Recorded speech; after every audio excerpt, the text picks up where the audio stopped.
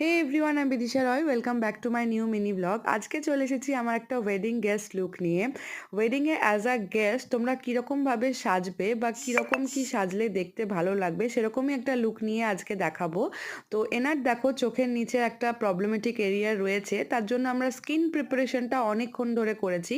Because তুমি as a guest চাও or as bride, তোমাকে কিন্তু স্কিন প্রিপারেশনে ধ্যান দিতেই হবে। হ্যাঁ, তুমি বেস একটা লেয়ার চাপাতেই পারো, সেটাতে কোনো ব্যাপার না, বাট স্কিন প্রিপারেশন ভালো করে করবে। এতে কিন্তু তোমার বেস খুব ভালো টিকবে, ক্র্যাক হবে না, কোনো রকম কোনো প্রবলেম হবে না। অ্যান্ড খুব সাটলভাবে আইব্রাউটা করবে, আইব্রাউ খুব ডার্ক করবে না, এতে কি হবে খুব লাউড হয়ে যাবে মেকআপটা।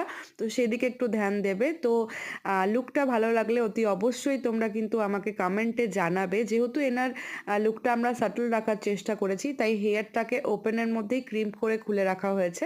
তো ভিডিওটা ভালো লাগলে অতি অবশ্যই চ্যানেলটা সাবস্ক্রাইব করে দিও।